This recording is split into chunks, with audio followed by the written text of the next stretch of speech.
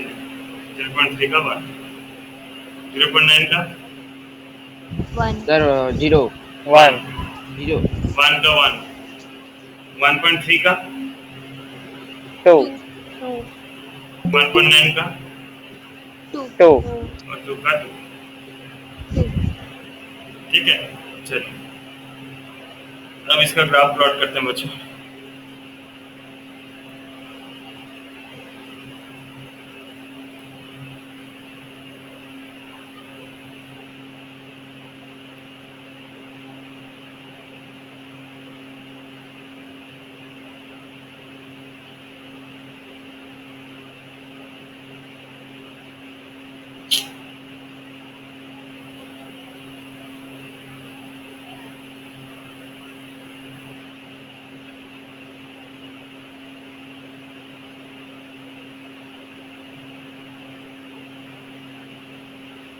ये हो गया हमारा 1, ये हो गया 2, ये बन गया -1, ये बन गया -2, ये 1, ये 2, -1।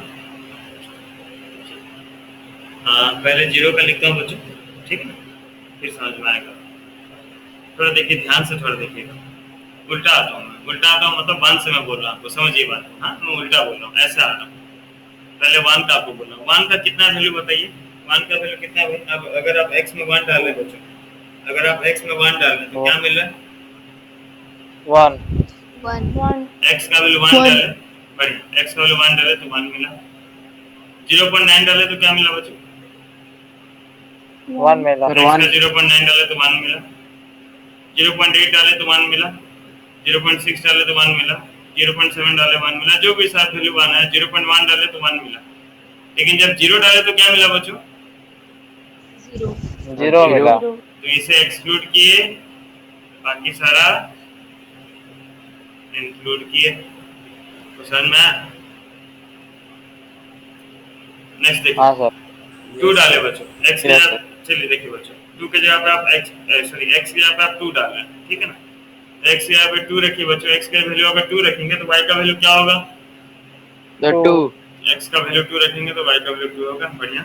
1.9 रखेंगे तो क्या मिलेगा? 2। 1.8 रखेंगे तो क्या मिलेगा? 2। 1.7 रखेंगे तो 2 मिलेगा। 1.6 रखेंगे तो 2 मिलेगा। 1.7 रखेंगे 2 मिलेगा, इस तरह अप टू 1 तक आपको क्या मिलेगा? अप टू 1.1 आपको क्या मिलेगा? 2 1.1 तक का मिलेगा। वैल्यू क्या मिलेगा? 2 मिलेगा। लेकिन जब मैं 1 डालूंगा बच्चों तो मुझे क्या मिलेगा? 1 ही मिलेगा। तो इसलिए आपको ये एक्सक्लूड करके बाकी सारा इंक्लूड कर लेना है। समझ रहे ना? उल्टा बन जाएगा। पहले जो ग्रेटेस्ट रीजन का जो ग्राफ बन रहा था वो कैसा हो रहा था? उसका एक्सक्लूड लास्ट तरफ हो रहा था, यहाँ पे इंक्लूड फर्स्ट तरफ हो रहा है। एक्सक्लूड, समझ रहे हैं कुछ? यस सर चलिए, -0.1 डाला। सपोज x में मैं -0.1 डाला बच्चों, x में अगर -0.1 डाला तो y क्या मिलेगा?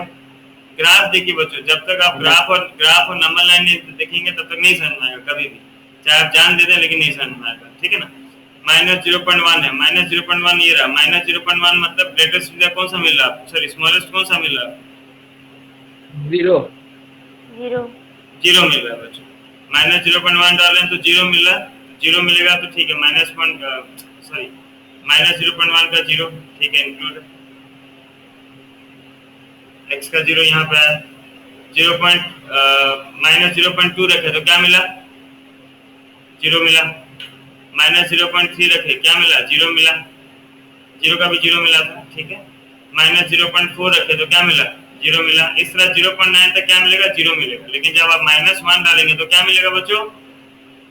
-1 तो इसे एक्सक्लूड, बाकी सारा इंक्लूड। अब चलिए, -1 का क्या मिल गया बच्चों? -1 रखे तो क्या मिला? -1। -1 x का वैल्यू 1.1 डाले आप, x का वैल्यू 1.1 डाले तो क्या मिला? -1.1 डाले तो क्या मिला?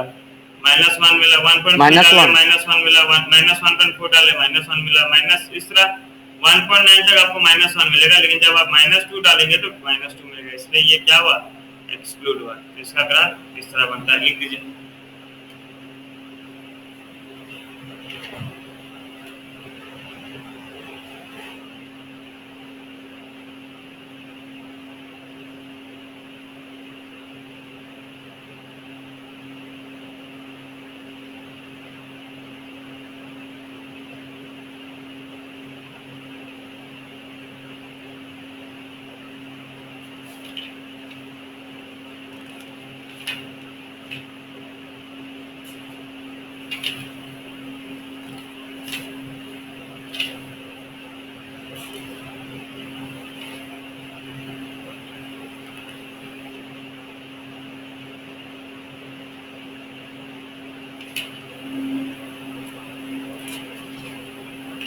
हो गया बच्चों, बना ली? Yes, हाँ sir. सर। बना बना बना, जो नहीं बनाए बना।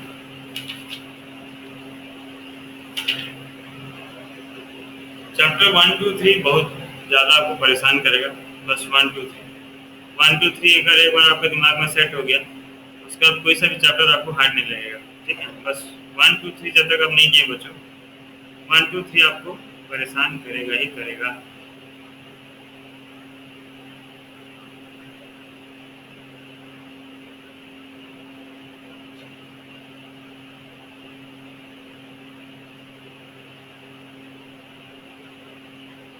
टेक्स्ट बुक नंबर से करेंगे तो आपका 5 मिनट में हो जाएगा। आप जितना भी टेक्स्ट बुक आप जब अगर कर लिए, यहाँ तक हम जितना पढ़ लिए बच्चों, आप टेक्स्ट बुक कर लीजिएगा एक बार नंबर सारा, अप टू चैप्टर 2 कंप्लीट कर लीजिए, ठीक है ना।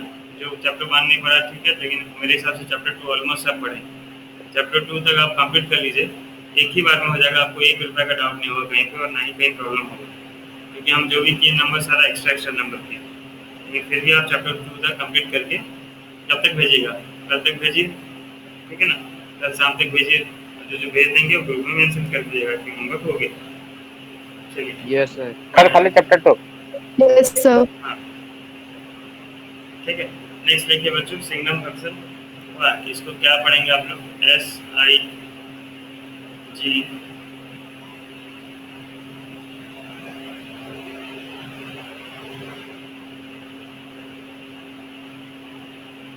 सिग्नम क्या पढ़ते हैं? सिंघम मत पढ़ेगा, सिग्नम कुछ है, ठीक है। सिग्नम। सिग्नम फंक्शन तो ये बड़ा आसान है बच्चों, ये फंक्शन में ज़्यादा कुछ नहीं है।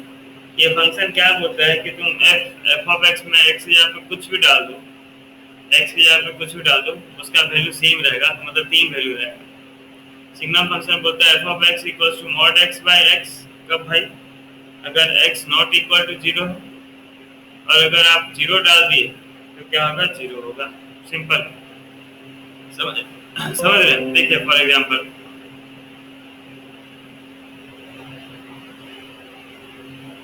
जैसे फॉर एग्जांपल बच्चों, आप एफ ऑफ एक्स की जगह पे -2 डाल दिए, ठीक है। तो -2 means x is not equal to 2 बच्चों, ये कंडीशन लगेगा। कंडीशन कौन सा लगेगा? Mod x by x. So mod x by x मतलब क्या हो गया बच्चों? Mod of -2 by -2, and mod of -2 क्या हो जाएगा बच्चों? 2 2 हो जाएगा। सो 2 बाय -2, 2 बाय -2 कितना हो गया भाई? -1। तो मॉडुलस फंक्शन, सिग्नम फंक्शन हमारा क्या बोलता है कि तुम वैल्यू कुछ भी डालो, तुम वैल्यू मेरा यहाँ पे कुछ भी डालो, मैं 3 ही वैल्यू निकालूंगा। क्या? आइदर 1 0 या -1, यही 3 वैल्यू मैं निकालूंगा। तो बेसिकली बात ये हो गया है कि सिंगम फंक्शन के लिए डोमेन क्या होता है बच्चों? All real numbers. पर रेंज में आपको क्या मिल जाएगा बच्चों? सिर्फ क्या? 1 0 या -1। चेक कर लीजिए, आप कोई सा वैल्यू डालिए, आपको आइदर 1 या 0 या -1 मिलेगा। मान लीजिए कोई एफ ऑफ 100 निकाल, एफ ऑफ 100 मतलब क्या हो गया? सिग्नम फंक्शन मतलब मॉड 100 बाय 100। मॉड 100 कितना हो गया बच्चों? 100 Minus. -100 क्यों होगा? पॉजिटिव रहेगा ना। Yes, sir. नेगेटिव को पॉजिटिव बनाता है, पॉजिटिव को पॉजिटिव रखेगा। 100/100 मतलब कितना हो गया? 1। ये हो गया हमारा क्या? एफ ऑफ 100, एफ ऑफ -2, ठीक है, जो कि आपका सिग्नम फंक्शन। देख लीजिए, अब इसका ग्राफ अगर कोई बोले आपसे, इसका तो ग्राफ हालांकि बनाने भी नहीं चाहिए, पर हमको आइडिया रखना है सारा ग्राफ का। एक मिनट,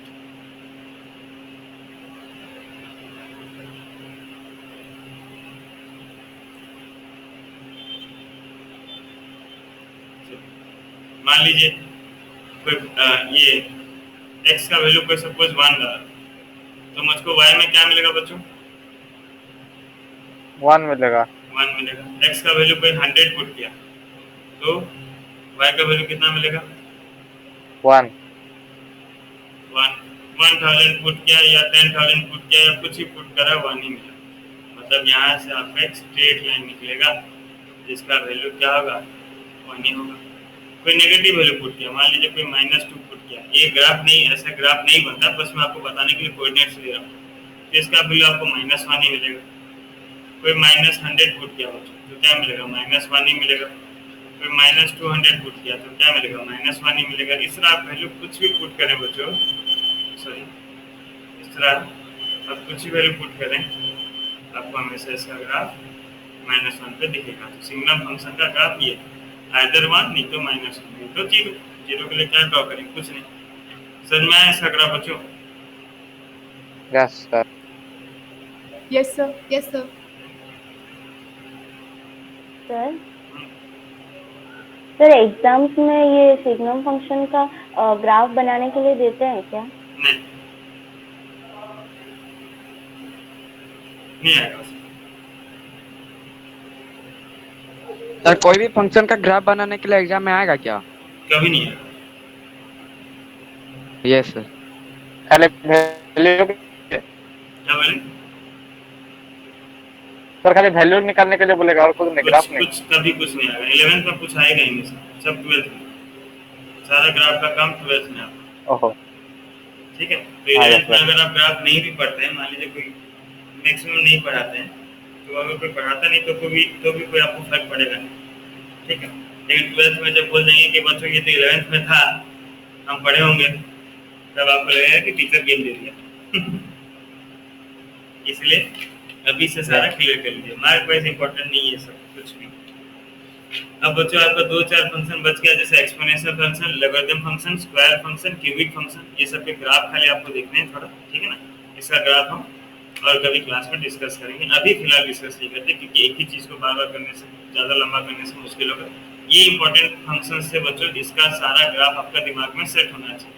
वाह, यहाँ से स्टार्ट करते हैं। मॉडुलस फंक्शन भी बनेगा, ग्रेटेस्ट इंटर फंक्शन स्टेप बनेगा। ये दो फंक्शन इंपॉर्टेंट है ग्राफ वाइज। ग्राफ के लिए ये दो फंक्शन इंपॉर्टेंट है। ठीक है, और हाँ, ये ग्रेटेस्ट इंटर फंक्शन का ग्राफ करके पूछ देता है, कोऑर्डिनेट्स देख के पूछ देता है, तो उसको ध्यान रख दीजिएगा बस। बाकी सारा नॉर्मल चीज़ें आपको कुछ इतना खास मतलब हेक्टिक नहीं है।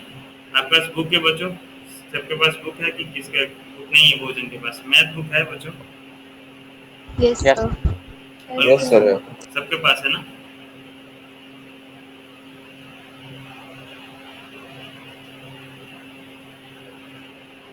यस।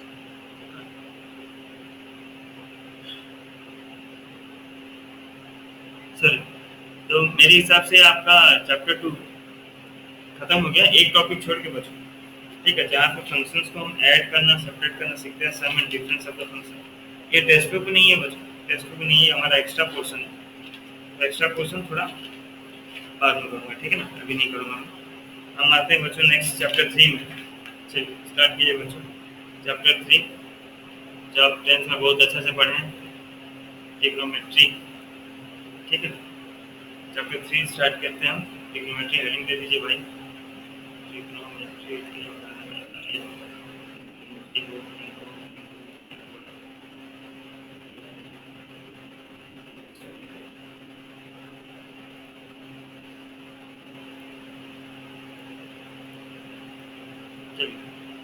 अभी ये हम ट्रिग्नोमेट्री तो हम क्लास 10th में पढ़ लेते अच्छे से बच्चों, तो आपको तो सारा आता ही होगा 10th का। तो यहाँ पे हम थोड़ा सा एडवांस सीखेंगे और जानेंगे कि ट्रिग्नोमेट्री बेसिकली कहाँ से ओरिजिनेट हुआ है, क्या बात है। ठीक है, और ट्रिग्नोमेट्री जानने से पहले आपको थोड़ा फिजिक्स का आइडिया होना चाहिए। फिजिक्स में आप प्रोजेक्टाइल मोशन तक पहुँच गए बच्चों?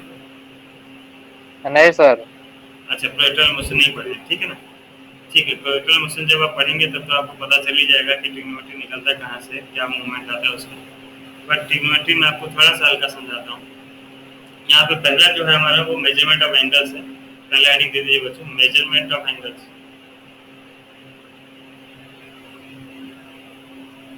मेजरमेंट ऑफ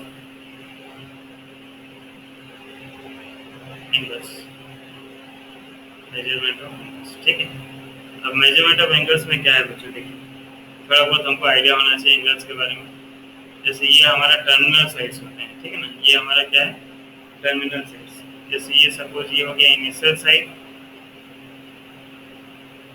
सपोज ओ था ओरिजिन, ओ से ए था इनिशियल साइड। ये क्या किया, ओ ए रोटेट किया बी तक गया, बी तक जाके रुक गया, तो ये हो गया हमारा टर्मिनल साइड। ठीक है ना, तो ये जो एंगल बना, ये जो एंगल बना ये क्या था, अमाउंट ऑफ रोटेशन। क्या था भाई, अमाउंट ऑफ रोटेशन। स्पेलिंग ठीक है तो यस सर सही ठीक है, यस सर बढ़िया, राइट है, रोटेशन, ठीक है, रोटेशन, अमाउंट ऑफ रोटेशन, कितना रोटेट किया उसे हम डिग्री बोल देते हैं या एंगल बोल देते हैं बच्चों, ठीक है। अब हमारे पास दो टाइप के एंगल बनते हैं, एक होता है हमारा क्या, पॉजिटिव एंगल,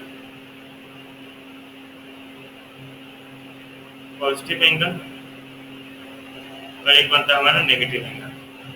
अभी पॉजिटिव एंगल क्या है बच्चों, ये इनिशियल साइड था, ठीक है ना, ऊपर की तरफ गया, जो रे था, जो इनिशियल साइड था वो कहाँ गया, ऊपर तरफ गया बच्चों, ठीक है ना, एंटी क्लॉकवाइज में, ये रे ऊपर घुमा एंटी क्लॉकवाइज, यहाँ पर आया और ये एक एंगल बनाया, तो इसे हम क्या बोलेंगे, पॉजिटिव एंगल। पॉजिटिव एंगल कब बनता है, जब ये क्या घूमेगा, एंटी क्लॉकवाइज। और सेकेंड सेंस हम लेते हैं नेगेटिव एंगल्स, नेगेटिव एंगल्स। अब नेगेटिव एंगल मतलब सेंस आपको क्या लेना है बच्चों, ये क्लॉकवाइज घूम रहा है, ठीक है ना, क्या घूम रहा है भाई, क्लॉकवाइज, क्लॉकवाइज घूम के यहाँ पर, मान लीजिए ये था आपका इनिशियल साइड, ये एंगल लेके यहाँ पर आया टर्मिनल से, तो इसे आप थीटा के जगह पे माइनस थीटा भी लिख सकते हैं, कोई इशू नहीं, ठीक है, वो आपका हो गया नेगेटिव एंगल। अब राइट एंगल, स्ट्रेट एंगल, ये सब तो आपको आइडिया पता ही है।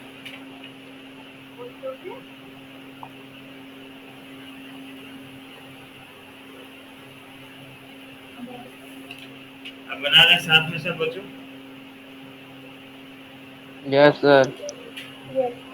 यस बाकी क्वाड्रेंट्स वगैरह आपको पता ही है, मैं बस एक आइडिया आपको देने के लिए बता रहा हूँ, एक पॉजिटिव एंगल ये कैसा रोटेट करेगा, और ये अभी आप पढ़ेंगे बच्चों, ठीक है ना।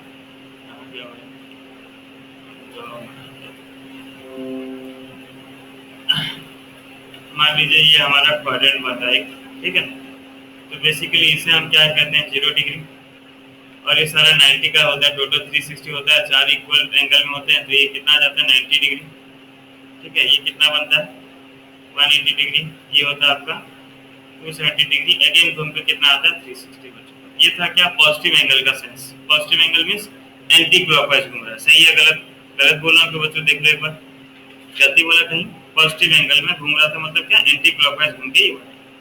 अब मैं बोलता आपको नेगेटिव एंगल दिखाओ, तो नेगेटिव एंगल आप कैसे दिखाते कि ये तो बोलते हैं 0 डिग्री है ये सर, नेगेटिव घूमे वापस आया तो ये -90 डिग्री, और जैसे और घूम गए तो ये क्या है भाई -180 डिग्री, और घूम के यहाँ पे आ गया तो ये कितना -270 डिग्री। हाँ या ना बच्चों, समझ रहे नेगेटिव का सेंस। यस सर नेगेटिव मतलब क्या, वापस घूमा, 0 से नेगेटिव घूमा, बोला -90, चलो -90, ये तो 0 था, 90 वापस आओ, यहाँ पे तुम आगे -90, और 90 चलो वापस घूमो, तो आगे यहाँ पे 180, और 90 चलो वापस घूम के यहाँ पे आ गया 270, इस तरह नेगेटिव क्लॉकवाइज घूमा। और पॉजिटिव मतलब क्या घूमे, एंटी क्लॉकवाइज घूमे। पॉजिटिव मतलब क्या घूमे, एंटी क्लॉकवाइज, और नेगेटिव मतलब क्लॉकवाइज। ये दो चीज क्लियर बच्चों, देख लीजिए।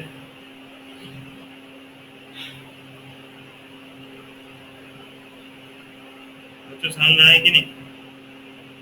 Yes sir. Yes sir. Yes sir चलिए, अब जैसे बच्चों हम पढ़ते थे SI unit, CGS unit, MKS units पढ़ते थे ना बच्चों। यस सर एक पढ़ते Yes, थे sir. एमकेएस, सीजीएस, और क्या होता है एफपीएस। FPS PS चलिए, foot pound second, foot pound second ठीक, metre kilogram second, centigram centimetre gram second. तो इस तरह जैसे ये आपका मेजरमेंट था बच्चों, ये एंगल्स डिग्री के बारे में जो भी होता है उसके लिए एक स्टैंडर्ड चलता है, उसे हम कहते हैं सेक्साडेसिमल Radian. हाँ, उसे हम बोलते हैं सेक्साडेसिमल सिस्टम। लिखिए बच्चों,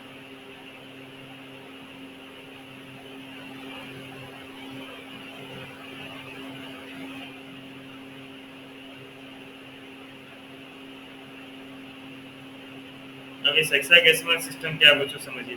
कुछ नहीं, आपको याद रखना है क्योंकि ये आपका इंटरनेशनल स्टैंडर्ड्स है। ये कहता है कि वन राइट एंगल जो है, एक राइट एंगल कितना डिग्री बना रहा है बच्चों, 90 डिग्री। एक डिग्री में होता है 60 मिनट। ये जो एक कॉमा जो बच्चों ऊपर जो कॉमा, इसको क्या बोलते हैं, जो भी ऊपर में जो आपको कॉमा लगाते हैं उसको क्या बोलते हैं बच्चों, मिनट। मिनट मिनट नहीं, कॉमा को साइन क्या बोलते हैं उसको, ऊपर जो इंग्लिश में क्या बोलते हैं? एपोस्ट्रोफ है, एपोस्ट्रोफ है, ठीक, एपोस्ट्रोफ है। हाँ, तो एक जो कॉमा दिए बच्चों वो हो गया आपका मिनट्स, ठीक है, और एक मिनट में होता है 60 सेकंड्स, ठीक है। मैं इधर लिख दे रहा हूँ 1 degree equals to 60 minutes, 1 minute equals to 60 seconds, ठीक है। तो हम सारे जो भी स्टैंडर्ड्स होंगे सारे को हेक्साडेसिमल में हम चेंज करेंगे, हेक्साडेसिमल के हिसाब से चलेंगे। लिख लीजिए बच्चों।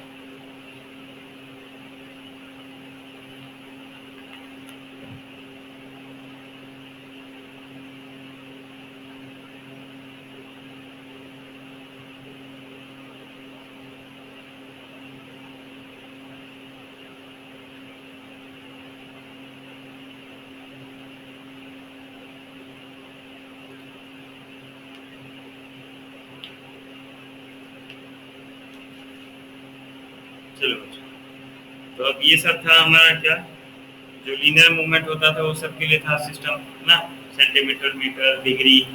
अब देखिए सर्कुलर सिस्टम क्या है। देखिए बच्चों हेडिंग दीजिए, ये सब लिख लिया ना, यस सर। Circular system. अब सर्कुलर सिस्टम में मेन इंपॉर्टेंट रोल है बच्चों रेडियन का, जैसे हर्ष बता रहा था रेडियन, ठीक है, हम सारा कैलकुलेशन रेडियन में करते हैं, ठीक है, मैक्सिमम रेडियंस में कैलकुलेट करते हैं। तो लिखिए बच्चों रेडियन क्या है, हेडिंग दीजिए रेडियन, रेडियन इसका लिख लीजिए 1 रेडियन। इसको देखिए बच्चों 1 रेडियन कैसे लिखा जाएगा, जैसे रेडियन लिखा जा रहा है, जैसे 1 रेडियन, 1 ऊपर सी लिख देंगे आप, ठीक है ना, तो आप इसको पढ़ेंगे 1 रेडियन, सी लिख दीजिएगा, समझ रहे बच्चों, 1 रेडियन।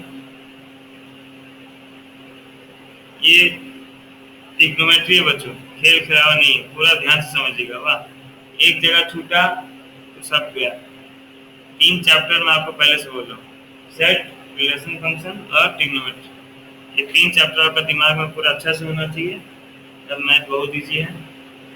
अगर 3 चैप्टर नहीं है तब आप खाली नीट के भरोसे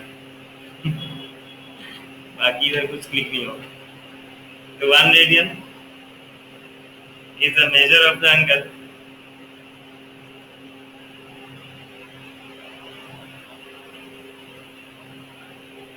of an angle subtended at the center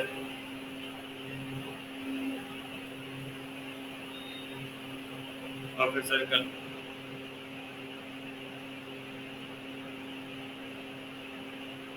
by an arc of length equal to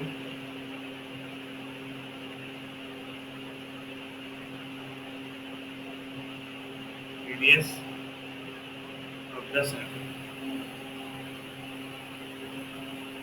तो 1 रेडियन क्या है बच्चों, 1 radian the measure of an angle subtended the centre of a circle by an arc of length equal to the radius of the circle. चलिए इसका मतलब समझिए बच्चों, कि मान लीजिए हमारे पास एक सर्कल है, ठीक है, और इसका रेडियस है सपोज r, इसका रेडियस है सपोज r। अब r लेंथ का एक आर्क ले जाते हैं, आर्क समझ रहे हैं ना, यहाँ से लेके यहाँ तक कोई सा पॉइंट है, सपोज ये भी इसका लेंथ भी कितना बच्चों r है। तो अगर हम सपोज ये पॉइंट था A और ये था B, तो अगर OB को ज्वाइन कर दें, OB को अगर आप ज्वाइन कर दें, ठीक है, तो उस समय जो एंगल बनेगा उसे आप क्या कर सकते हैं, 1 रेडियन। ये बच्चों समझ में, yes sir. No yes sir. Sir. एक सर्कल है आपका जिसका रेडियस कितना है बच्चों, r, एक लेंथ है 2 सेंटीमीटर, 3 सेंटीमीटर, 5 सेंटीमीटर। तो OA तो 5 सेंटीमीटर का था बच्चों, आप A पॉइंट से एक 5 सेंटीमीटर का आर्क ले जाइए, ठीक है, एक आर्क ले जाइए जिसका लेंथ कितना है 5 सेंटीमीटर का। आर्क का लेंथ मतलब आपको क्या निकालना पड़ेगा बच्चों, लेंथ ऑफ द क्या बोलते हैं, क्लास 10 में पढ़े थे, length of the circle, length of the arc के लिए था ना, Length of the arc. Theta by 360 into 2 pi R था ना। दूसरा अगर आप Yes, sir, yes, sir. हाँ उसी का लेंथ का मेजरमेंट का आप एक आर्क लेंगे और ये पॉइंट को ज्वाइन करते, सपोज बी का ए बी जो आर्क था उसका भी वैल्यू आर्क था, ओ और बी को ज्वाइन करते, तो यहाँ पे एक बच्चों कुछ ना कुछ एक एंगल बनेगा कि नहीं, एक एंगल बन रहा है। तो यस सर। ये जो एंगल बन रहा है Yes. एंगल AOB, ठीक है, एंगल AOB जो एंगल बन रहा है उस एंगल को हम कहेंगे 1 रेडियन, ठीक है ना। अब देखिए बच्चों थ्योरम 1, 3 थ्योरम है जिसमें से थ्योरम 1 2 3 कुछ काम करनी है, 3 बहुत ज्यादा इंपॉर्टेंट है, तो ये थ्योरम 1 कुछ काम करनी है पर फिर भी दिया है तो हम प्रूव कर लेते हैं, कोई हमारा ऐसा हड़बड़ी का काम नहीं क्योंकि हमारा कोई कोर्स खत्म करने का कोई टेंशन नहीं है।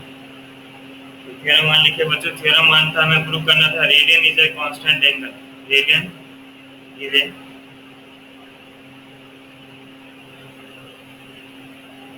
कांस्टेंट एंगल, ठीक है, radian is an constant angle.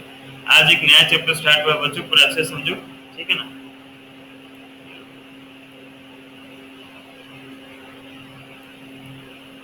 अब radian is an constant angle हमें प्रूव करना है, तो देखिए सपोज यहाँ पे हमारे पास एक सर्कल था, सेंटर O है और एक आप एक डायमीटर ड्रॉ कर लीजिए बच्चों, ठीक है।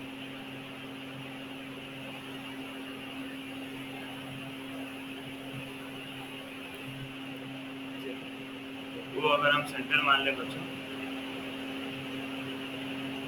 ये O है सपोज, और O से एक आप एक आर्क बना लीजिए, ये पॉइंट P दे दीजिए, ये वैल्यू 1 रेडियन है बच्चों, ये जो एंगल है 1 रेडियन है, ठीक है।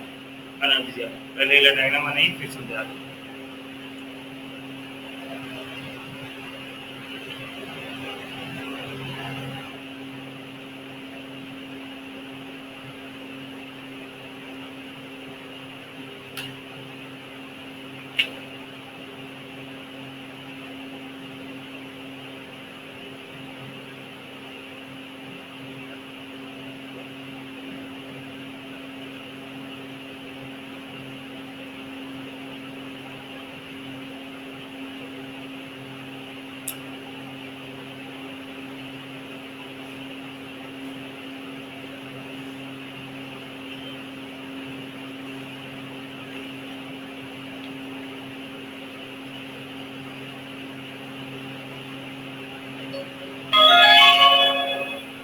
एक मिनट बच्चों, मैं लिंक नहीं भेजता हूँ, गड़बड़ कर देता हूँ।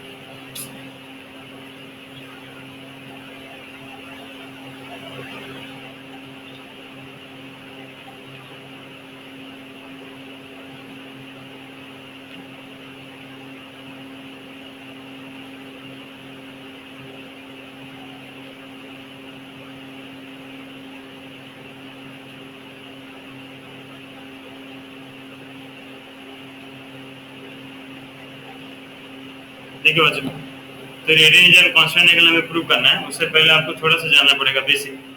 ये क्लास 10 में था या नहीं था मुझे याद नहीं बच्चों। जो आर्क बनता है बच्चों, मान लीजिए ये सपोज यहाँ पे मैं आर्क बना रहा हूँ, ये था अपना सपोज OA और ये सपोज ये B था और ये पॉइंट C था, एंगल C। तो एंगल OAB जो होगा ना बच्चों, एंगल AOB, एंगल AOB जो बनेगा ये होगा आपका किसके साथ इक्वल बच्चों,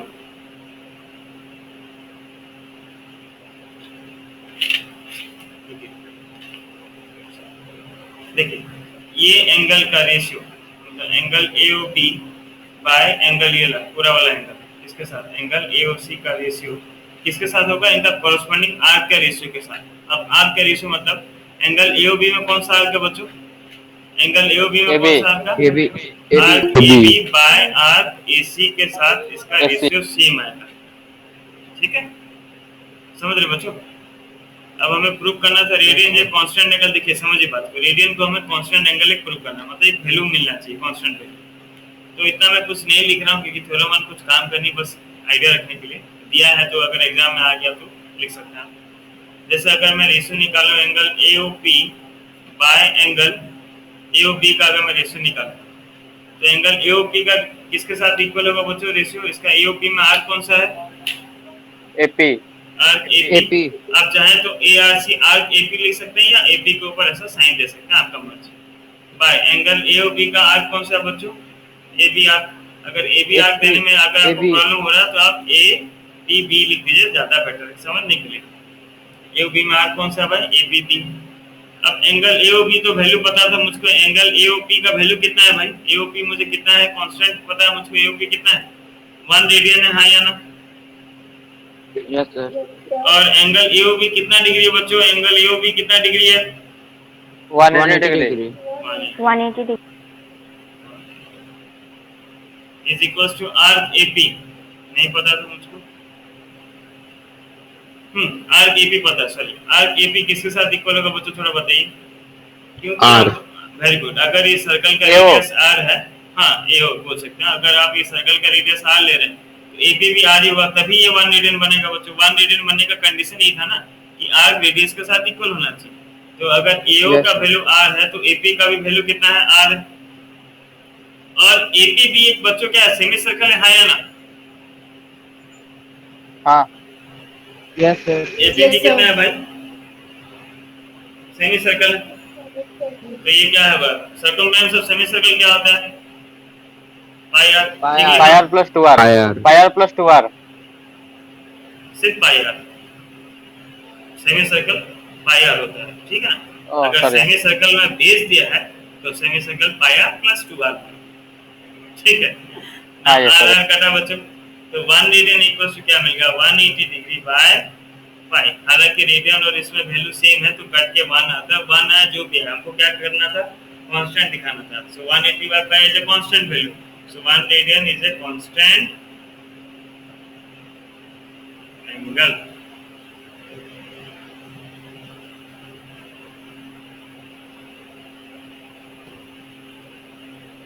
ठीक है,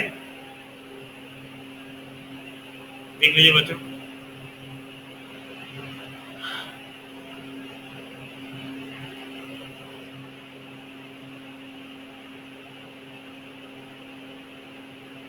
अब नेक्स्ट देखते हैं थ्योरम 2। ये आपका फिजिक्स में है। थ्योरम 2 जो है फिजिक्स में आपका आता है क्वेश्चन। फिजिक्स का बहुत सारा क्वेश्चन इसी के ऊपर डिपेंड रहता है। क्या बोला है? The number of radiance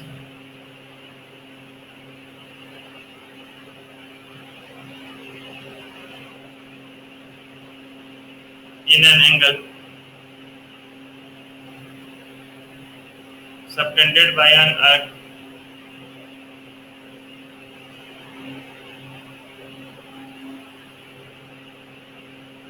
of a circle at the center of is equal to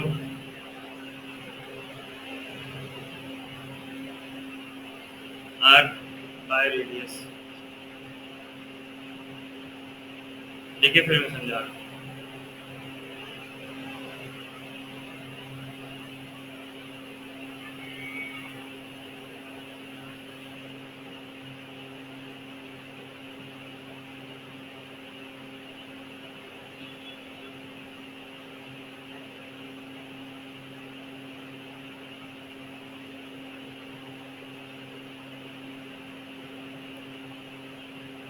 मान लीजिए हमारे पास एक सर्कल है बच्चों, और इसमें ओ है आपका रेडियस है।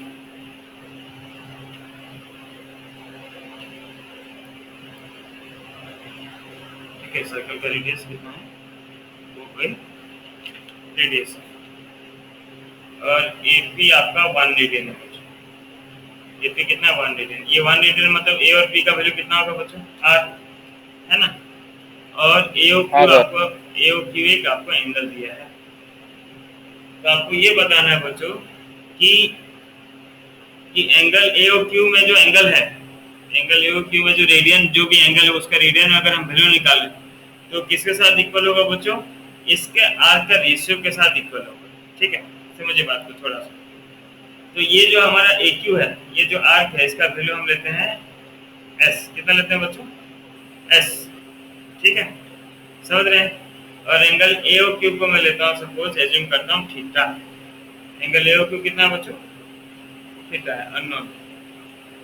चलिए अब देखिए, थोड़ा सा बात को ध्यान से देखिए। जैसे हम वहां पे किए थे बच्चों, आर्क का रेशियो निकाले थे। तो अगर मैं यहाँ पे एंगल का रेशियो निकालूं, अगर मैं लिखूं angle A O Q by angle A O P, किसके साथ इक्वल होगा बच्चों?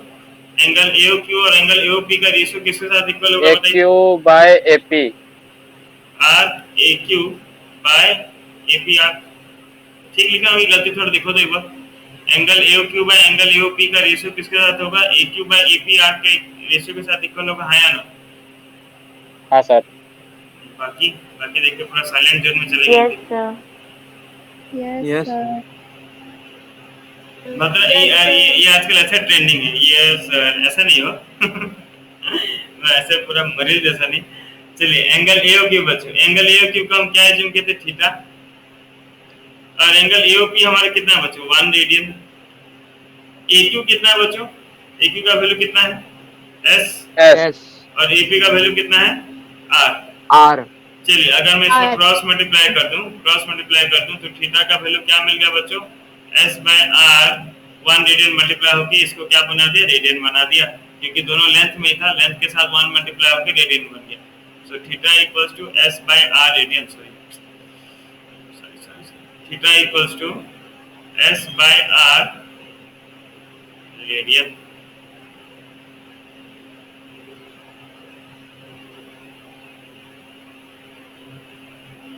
ठीक है, देखिए theta equals to s by r radian. तो हमें प्रूव करना था number of radians angle subtend जो कर रहा है वो किसके साथ इक्वल होगा?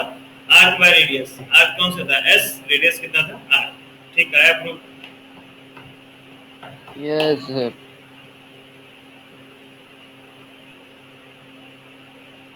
Yes, sir.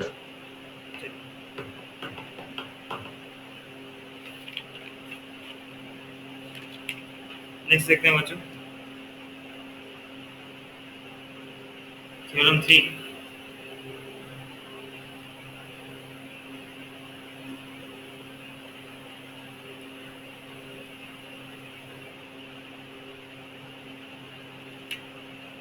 relationship between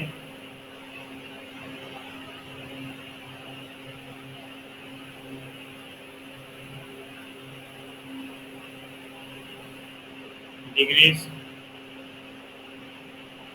and radians। ठीक है, डायग्राम बना देता हूँ। डिग्री और रेडियन में क्या रिलेशनशिप है देखना है हमको। पाई डिग्री, तो ये हो गया सर्कल और ये बन गया आपका डायमीटर। ठीक है, तो डायमीटर हो गया बच्चों ए बी, सेंटर है ओ,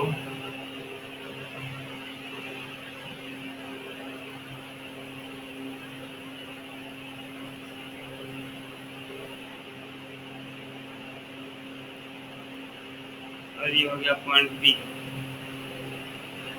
तो अगर ये हो गया रेडियस आर बच्चों, तो ये भी आर मतलब ये कितना बन गया? 1 रेडियन, हाँ या ना? यस। हाँ सर। Yes, sir. ना देखिए बच्चों, वही रेशियो निकालता है, angle A O P by angle A O B. रुको तो एक मिनट, जिससे पूछना बता रहा ना। स्वागत बताओ तो क्या होगा इसका आंसर? स्वागत है कि नहीं क्लास में? स्वागत नहीं है सर। नहीं। आयुष्मान है? आयुष्मान है। आयुष्मान किसके साथ इक्वल होगा रेशियो बताओ? Sir AP by AB। R A P by R A P B. अब अध्यासा एंगल ए ओ पी कितना है? अध्यासा Yes, sir. कितना है एंगल ए ओ पी बताओ? Sir, 1 radian, 1 radian by angle A O B कितना है? 180 degree. हाँ 180 डिग्री। ए पी आर कितना था?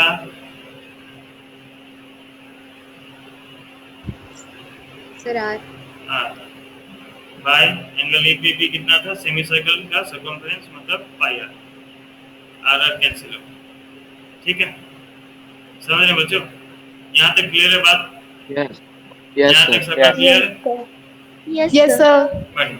क्रॉस मल्टीप्लाई बच्चों कर दीजिए, क्या हो गया, pi into 1 radian means pi radian, और इधर क्या बचा था 1 into 180 is 180 degree, so pi radian equals to 180 degree. ये आपका रिलेशनशिप है, मोस्ट इंपॉर्टेंट रिलेशनशिप, इसके ऊपर क्वेश्चन पक्का भर भरा के आएगा।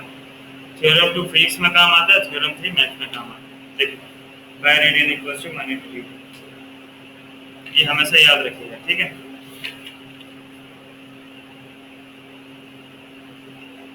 सर थ्योरम 3 भी तो फिजिक्स में काम आता है, 1 degree equal to pi by 180 radian. ज्यादा नहीं आता, लेकिन मैं एक बात बोल रहा हूँ, काम आएगा।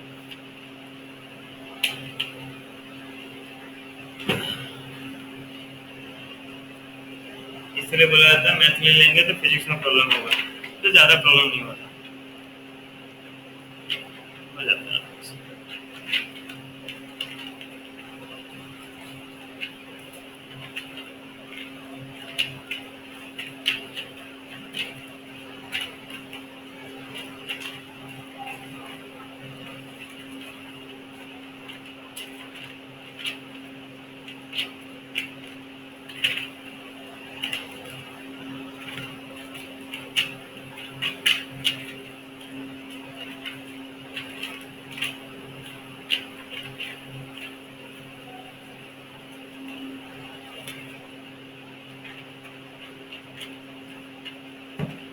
आगे का बच्चों नेक्स्ट क्लास करेंगे, ठीक है ना। आज इतना ही रखते हैं, आप लोग भी सब डाउन